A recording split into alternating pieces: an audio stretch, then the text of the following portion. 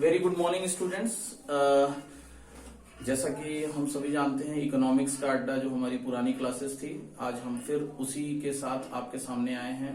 Pandemic का समय है, बोर्ड्स के डेट्स आ चुके हैं, सभी लोग अपनी तैयारियां कर रहे हैं और हम चाहते हैं कि हम आपकी इसमें मदद करें। तो आज हम आपके साथ एक चैप्टर जो बिजनेस स्टडीज का सबसे इंपॉर्टेंट चैप्टर है, प्रिंसिपल ऑफ मैनेजमेंट, वो आपके सामने लेके आए हैं। ये इसका पार्ट 1 कंटिन्यूएशन वीडियो है। बोर्ड में सबसे इंपॉर्टेंट टॉपिक है प्रिंसिपल ऑफ मैनेजमेंट, जिसपे केस स्टडीज भी आती है, कॉन्सेप्ट वाले क्वेश्चन भी आते हैं। अगर हम बात करें प्रिंसिपल ऑफ मैनेजमेंट की, तो बेसिकली मैनेजमेंट प्रिंसिपल्स क्या है? Basically management principles are the basic guidelines. Basic guidelines क्या होते हैं? बेसिक गाइडलाइंस वो होते हैं जिसको आप फॉलो करते भी हैं और नहीं भी करते हैं। बेसिकली यहाँ पे जिस बेसिक गाइडलाइंस और जिस फंडामेंटल ट्रूथ की हम बात कर रहे हैं, वो हेनरी फेयोल के द्वारा दिए गए हैं। हेनरी फेयोल एक जाने माने थ्योरिस्ट थे बिजनेस स्टडीज के फील्ड में, और बिजनेस मैनेजमेंट के फील्ड में इनकी बहुत सारी थ्योरीज है, जिसको हम higher studies like MBA, BBA, MCOM यहाँ पे पढ़ते हैं।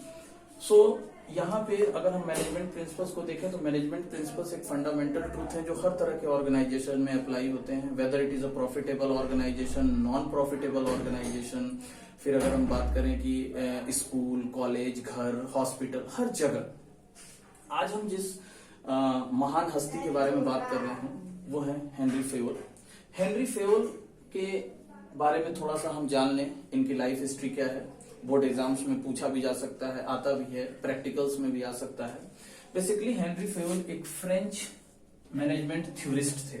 ये एक फ्रेंच मैनेजमेंट थ्योरिस्ट थे और बेसिकली ये एक नॉन कॉमर्स स्टूडेंट थे, एक साइंस के स्टूडेंट थे। अगर हम इनके प्रोफेशन की बात करें तो he is an engineering graduate in mining, जिन्होंने एक कह सकते हैं बीटेक, आज के जमाने में बीटेक।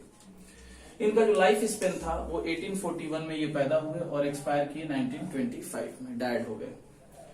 इनको कहा जाता है father of general management. Basically जो भी प्रिंसिपल्स इन्होंने दिए, इन्होंने एक किताब लिखी थी जिसका नाम था प्रिंसिपल ऑफ जनरल मैनेजमेंट, और इनको उस किताब में उन्होंने इन सभी 14 प्रिंसिपल्स के बारे में बताया था, और भी बहुत सारी चीजें इन्होंने बताई।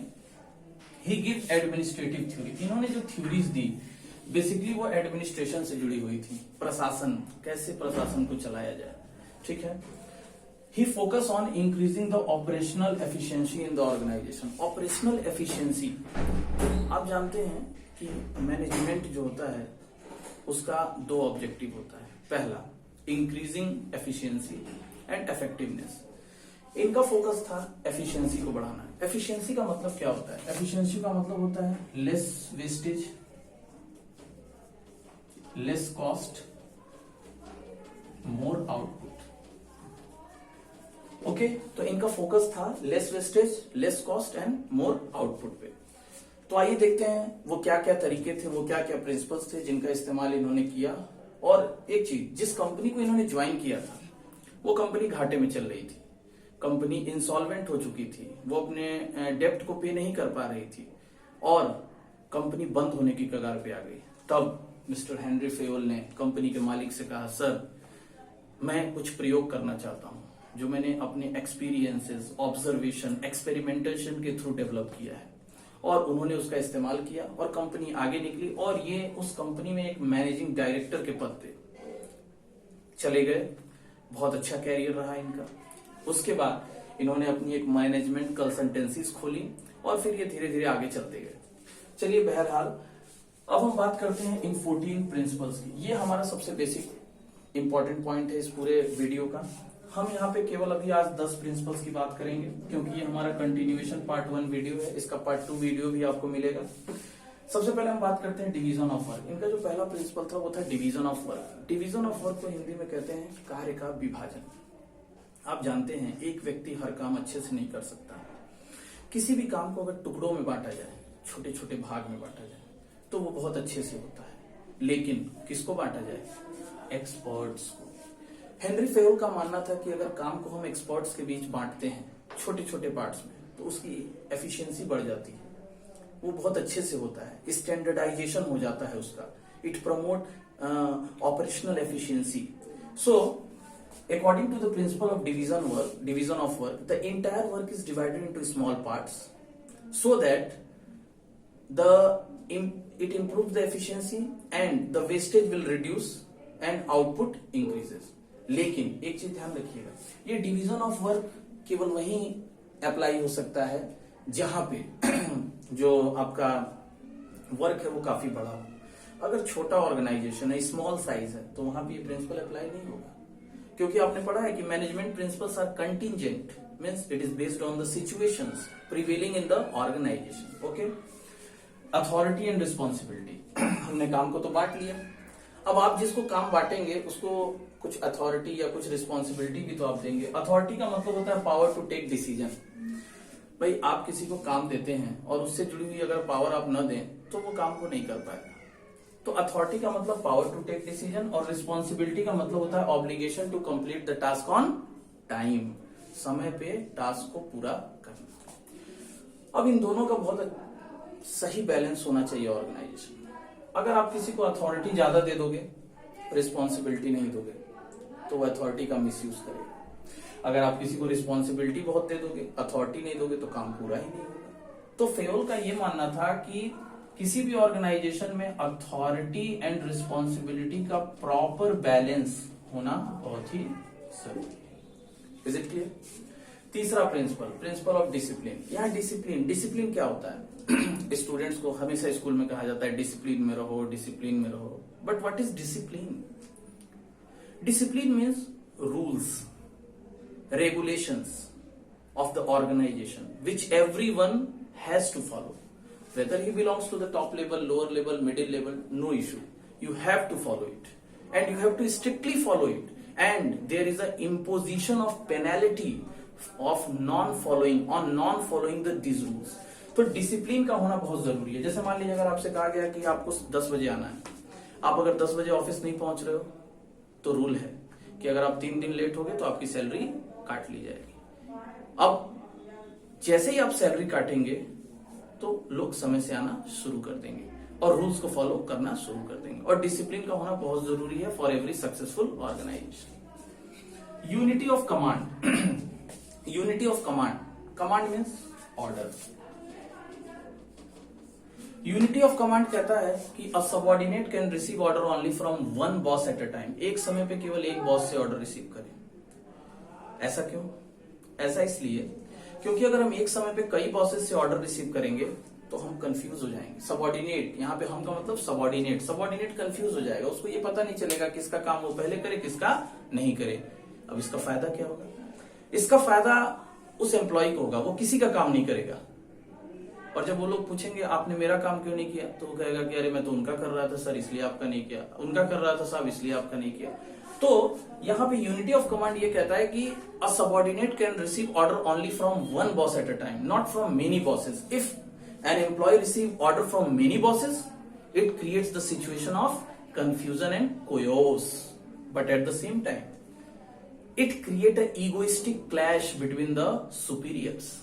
तो इन चीजों से अगर बचना है ऑर्गेनाइजेशन में तो we have to follow unity of command. Now unity of direction. Direction का मतलब है one goal at a time.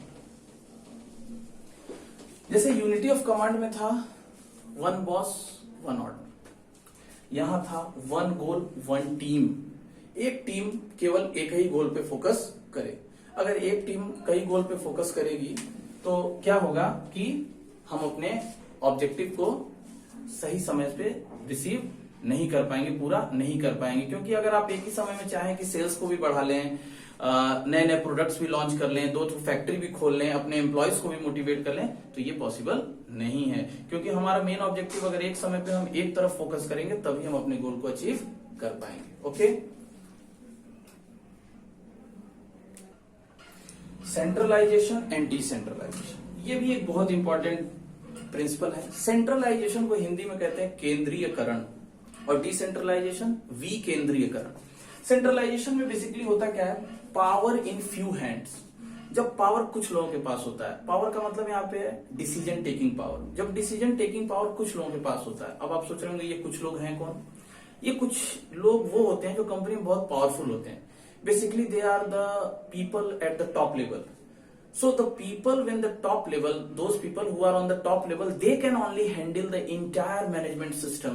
Then that type of system is called centralization.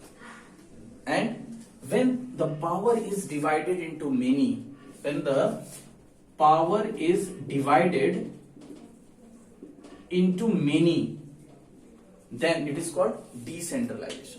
अब किसी ऑर्गेनाइजेशन में सेंट्रलाइजेशन होगा कि डिसेंट्रलाइजेशन, ये सोचने वाली बात है। तो देखिए, हम किसी ऑर्गेनाइजेशन को पूरी तरीके से सेंट्रलाइज नहीं कर सकते, क्योंकि पूरी तरीके से सेंट्रलाइज कर देंगे तो हो सकता है कि अगर टॉप लेवल का बंदा कहीं गायब हो गया, छुट्टी पे चला गया, मर गया, कोरोना हो गया, तो वो क्या करेगा? तब तो डिसीजन हम नहीं ले पाएंगे। तो हम क्या करते हैं, कुछ चीजों को सेंट्रलाइज रखते हैं, कुछ चीजों को डिसेंट्रलाइज रखते हैं। मीन्स कहने का मतलब कि there is a proper balance between centralise and decentralise.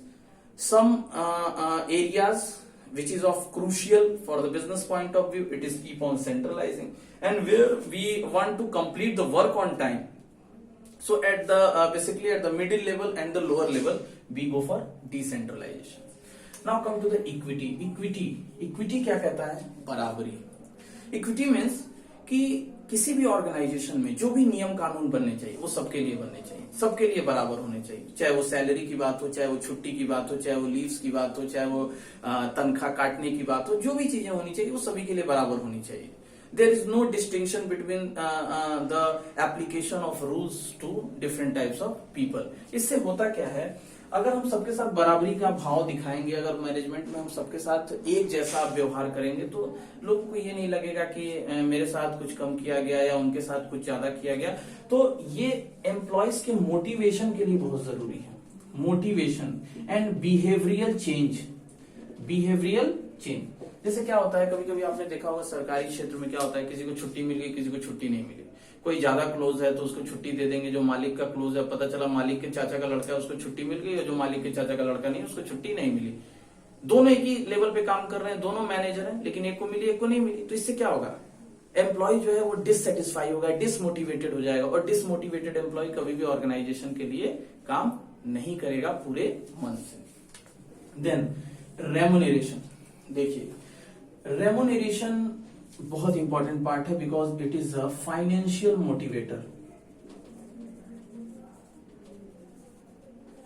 देखिए, जो भी बंदा काम करता है, मैं कर रहा हूं या आप लोग भी आगे चल के करोगे, चाहे जहीं भी जो लोग काम करते हैं, उसके पीछे उद्देश्य केवल एक है, पैसा कमाना। अब पैसा कितना होना चाहिए या पैसा कैसा होना चाहिए, किससे जुड़ा होना चाहिए, तो अगर देखा जाए तो अगर कोई व्यक्ति काम करता है तो उसके पीछे एक कारण है कि वो अपनी बेसिक नेसेसिटीज को फुलफिल कर पाए, एक स्टैंडर्ड ऑफ लिविंग जी पाए। तो अगर आप किसी ऑर्गेनाइजेशन में काम कर रहे हो और आपको ऑर्गेनाइजेशन इतना पे कर रहा है कि आप अपने सर्वाइवल ऑफ लाइफ को सस्टेन कर पा रहे हो, आप अपने स्टैंडर्ड ऑफ लिविंग को कंटिन्यू कर पा रहे हो, आप अपनी बेसिक नेसेसिटीज को फुलफिल कर पा रहे हो, then that organisation is good. अब यहाँ पे दो चीजें होती हैं, एक स्टैंडर्ड सैलरी क्या है, ये डिपेंड करता है बहुत सारे क्राइटेरियाज पे। जैसे फर्स्ट, पहली चीज, size of the organisation. Size of organisation ये भी बहुत महत्वपूर्ण है। अब जैसे मान लीजिए कि अगर एक पान की दुकान है छोटी सी, अगर वो किसी को 5,000 रुपए दे रही है, जिसका टर्नओवर ही 10,000 का है, तो बेटर सैलरी वही हो गया। लेकिन अब रिलायंस जैसी बड़ी कंपनी में जिसका टर्नओवर लाखों अरबों करोड़ है, वहां पे आप MBA करके गए, आपको 15,000 रुपए मिला, तो ये तो गड़बड़ है ना। तो रेमुनरेशन में दो तीन चीजें ध्यान देनी है कि जो भी सैलरी मिलती हो वो आपके स्किल, आपके क्वालिफिकेशन, आपके एक्सपीरियंस और जो कंपटीटर मार्केट में पे कर रहा है उससे मैच करनी चाहिए। अगर उससे वो मैच कर रही है तो एम्प्लॉय जाहिर सी बात है पूरे मन से काम करेगा, पूरे लगन से काम करेगा और वो अपना 100% देगा। ठीक है। Then stability of personnels. Stability, स्थिरता। देखिए, किसी भी ऑर्गेनाइजेशन में एम्प्लॉय आते हैं जाते हैं, लेकिन अगर ये आना जाना बहुत फ्रीक्वेंटली हो रहा है, frequent turnovers, employees turnovers like transfers and this is what you call elimination आप कह सकते हैं, या टर्मिनेशन अगर किसी ऑर्गेनाइजेशन में बहुत जल्दी हो रहा है तो ये ऑर्गेनाइजेशन के लिए अच्छी बात नहीं है। अब जैसे मान लीजिए कि सपोज कोई एम्प्लॉय आया, अभी वो ट्रेंड हुआ, वो अपना काम करना शुरू किया, तब तक उसका ट्रांसफर कर दिए। फिर वो जहां गया, वहां पे उन्होंने वहां की सिचुएशंस को समझा, काम करना शुरू किया, वहां से ट्रांसफर हो गया। तो बार बार अगर हम किसी ऑर्गेनाइजेशन में फ्रीक्वेंट ट्रांसफर्स या टर्मिनेशन करेंगे तो ये ऑर्गेनाइजेशन के लिए अच्छी बात नहीं होती है। सो हम क्या करें कि हम अपने एम्प्लॉयज को लंबे समय तक ऑर्गेनाइजेशन के साथ जोड़ें। इससे हमको क्या होता है, हमको उनका एक बेनिफिट मिलता है। वो जॉब सिक्योरिटी के लिए बार बार परेशान नहीं होते हैं, उनको ये लगता है कि मेरी जॉब तो यहाँ सेफ है। और जब एम्प्लॉयज के मन में ये होता है कि जहां पे वो काम कर रहा है वहां पे उसकी जॉब सेफ है, तो वो अपना 100% देता है और पूरे लगन से काम करता है, और इसका फायदा ऑर्गेनाइजेशन को मिलता है। एंड देन इनिशिएटिव क्या होता है, जैसे कभी कभी क्या होता है कि ऑर्गेनाइजेशन में कुछ लोगों के पास बहुत अच्छे आइडियाज होते हैं, लेकिन वो आ नहीं पाते हैं, उनके अंदर शाइनेस होता है, उनके अंदर डर होता है, या उनको लगता है कि अरे मेरी बात कौन सुनेगा। अब जैसे मान लीजिए सपोज एक चपरासी है, उसको ये लग रहा है कि पान खा के इधर उधर नहीं थूकना चाहिए। अब वो सोच रहा है मालिक से मैं ये बात कहूं, लेकिन कैसे कहूं, क्योंकि मालिक तो वहां बैठा है टॉप लेवल पे। स्केलर चेन फॉलो करेंगे तो वो टॉप लेवल पे, मैं लोअर लेवल पे, कैसे करे। तो ऐसा नहीं होना चाहिए। हम कुछ ऐसे प्रोग्राम्स ऑर्गेनाइज करें, कुछ ऐसी चीजें करें, या अगर कोई एम्प्लॉइज हमको कुछ अच्छा सजेशन दे रहा है तो हम उसके सजेशन को वेलकम करें और ट्राई करें कि हम उसको अपने प्लान्स में इंप्लीमेंट करें। हाँ, वो अलग की बात है कि अगर आपने एम्प्लॉइज ने आपको कोई सजेशन दिया तो आप उसको कंसीडर करें। अब ये डिपेंड नहीं, ये जरूरी नहीं कि उसने जो कहा वो हो ही जाए, बट उसकी बातों को सुने। इससे क्या होगा, उसके सजेशन को वेलकम करें। इससे क्या होगा, उसको ये लगेगा कि ऑर्गेनाइजेशन मेरे बारे में भी कुछ सोचता है, मेरी भी बातें करता है। इससे क्या होगा, उसका मोटिवेशन जो है वो क्या होगा, वो बढ़ेगा और वो अच्छे से काम करेगा। So students, this is all about the 10 principles of management. आशा करता हूं आपको ये अच्छे से समझ में आया होगा। आप इस वीडियो को देखिए, हमारे चैनल को सब्सक्राइब करिए, और हम जल्द ही इसका कंटिन्यूएशन पार्ट 2 लेके आपके सामने आएंगे। सभी लोग घरों में रहें, सेफ रहें, बोर्ड की तैयारी करें। Thank you very much.